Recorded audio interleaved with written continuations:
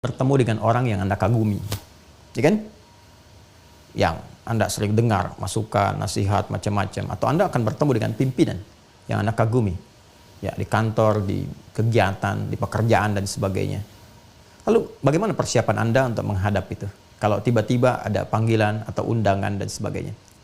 Beda antara persiapan biasa dengan persiapan yang dipenuhi oleh rasa. Jadi kalau rasa itu ada, rasa kagum, rasa hormat dan sebagainya, itu persiapannya akan lain. Kan lain. Ya. Saya saja kalau bertemu dengan guru gitu ya, yang kita hormati, kita kagumi, Masya Allah, saya pribadi itu menyiapkan diri itu beda. Ya, pakai pakaian tuh yang bukan hanya yang baik, tapi saya cari yang paling halal yang saya dapatkan, insya Allah halal gitu yang kita dapatkan. Tapi kita cari yang kayaknya yang perjuangannya itu paling baik, yang paling istimewa, paling bagus, dengan suasana yang baik. Kenapa? Saya mau menghadap guru saya. Jadi, pimpinan juga kalau ada di pekerjaan, institusi dan sebagainya, mau menghadap itu kan beda rasanya. Kalau ada rasa kagum, ya apalagi hormat yang kita tahu ini akan memberikan arahan dan sebagainya dari pimpinan itu, maka cara menghadapnya akan lain. Nah ini Allah segalanya, maha segalanya. Allah maha segalanya. Dan diksi yang digunakan menggunakan kata Rabb. Rabb. Ya, Rabb. Masya Allah. Rabb ini kan puncak segala perhatian, pemberian, perawatan dan sebagainya. Mengandung sifat rububiyah itu. Ya, mengabulkan doa. Makanya saat kita meminta kan menggunakan kata Rabb. Rabbana, Rabbana, Rabbana.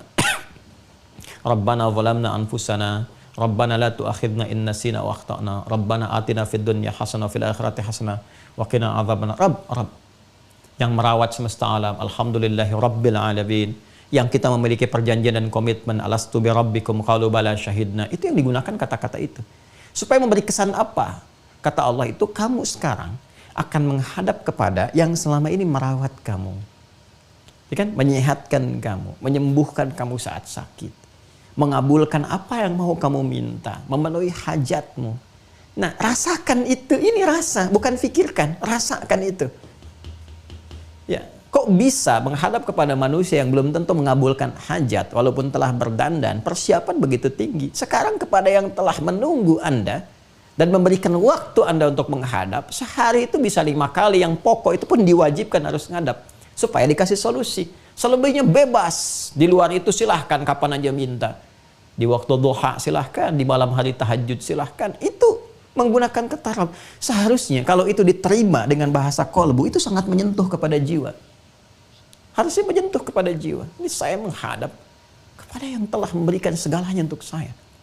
Bahkan manggilnya pun luar biasa, ditegaskan dalam iqamah kan. Ya Allahu Akbar, syahadu an la ilaha illallah, syahadu anna Muhammadar Rasulullah. Syahadu an la ilaha illallah, syahadu anna Muhammadar Rasulullah. Itu kan komitmen pertama rububiyah kita dalam kandungan. Ya, yang Quran surah ke-7 ayat 172 itu. Wa idh akhadha rabbuka min bani adama min zuhurihim dzurriyyatahum wa asyhadahum syahadat ala anfusihim alastu bi rabbikum rabb qalu bala syahidna. Makanya kalau orang sadar itu, merasakan dengan jiwanya sepenuhnya dan mendengar syahadu an la ilaha illallah, itu bisa dia terpaku. Ya, kayak di penutup surat An-Naba itu, begitu di akhirat semua berbaris. Ya, illa la yatakallamuna illa man adzina lahu rahman. Ya, enggak ada yang bicara, enggak ada yang semua berbaris, khusyuk, merasakan sifat itu.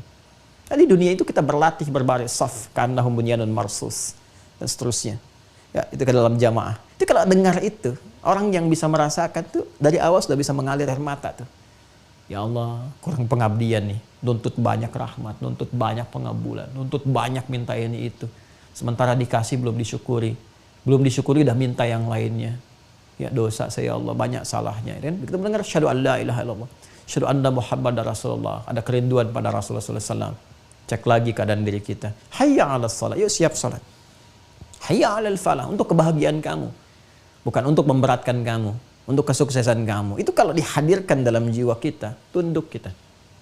Disentuh pertama kali, lalu ditutup dengan kalimat yang indah, wa annahum ilaihi raji'un. Balik ke Quran surah kedua ayat 46. Alladzina yadhunnuna annahum mulaqu rabbihim wa annahum ilaihi raji'un. Itu. Ya kan, kalau sudah dengar kata raji'un itu yang terbayang citra di benak kita itu satu titik, berpulang. Dan mereka ya pasti akan berpulang kepada Allah. Nah, ini dia. Rasakan dalam sholat itu, ya mungkin kita juga bukan sekedar menghadap, tapi menghadap untuk selamanya, berpulang kepada Allah Subhanahu wa Ta'ala. Meninggal. Ya. Itu yang menjadikan Rasulullah SAW ya pernah memberikan isyarat kepada imam ketika berbalik sebelum menunaikan sholat, berbalik ke jamaah dulu, melihat, dan di antara kalimat isyaratnya itu kan apa? Sallu salatan muwadda'. Sallu salatal muwadda'. Ya, salatlah kalian semua. Ya, dan hadirkan rasa dalam salat ini seakan ini salat perpisahan kita. Ya, mengapa kita mengenakan pakaian terhalal, terbaik, kan? Wudhu sempurna, menghadap ke arah kiblat, memasrahkan diri bertaubat.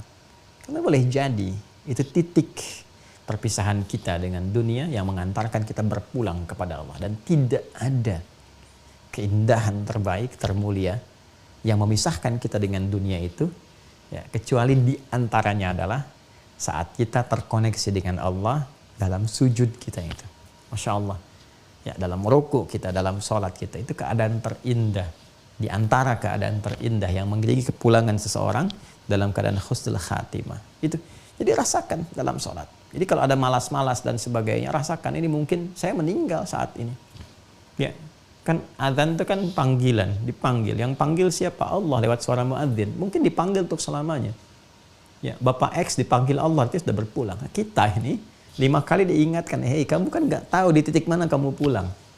Maka itu perbaiki keadaan jiwa. Ya, ditakdirkan masih berjalan ajal dalam sholat, ya minta solusi, minta bimbingan supaya saat pulang kapanpun siap.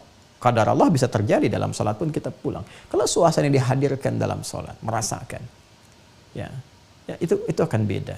Taubatnya akan berbeda, istighfarnya akan lain, tasbihnya akan lain, tahmidnya akan lain. Nah, begitu kemudian dirasakan suasana itu adalah kepasrahan, ketundukan, kerendahan, kehinaan, dzillah, ketakutan yang proporsional, yang mengharapkan ridha. Ketika puncak itu datang, tenanglah batin kita itu. Nah, ketenangan itu yang disebut dengan sukun, sakinah. Sakinah ini yang mengantarkan pada tumakninah. Makanya kalau orang-orang sudah awalnya itu tenang, nyaman, maka ketika dia ruku pun tenang gitu. Nggak buru-buru, baru ruku langsung naik. Tenang. Itulah tumakninah. Ketenangan yang dilahirkan dari kehusyuan dalam proses ibadah.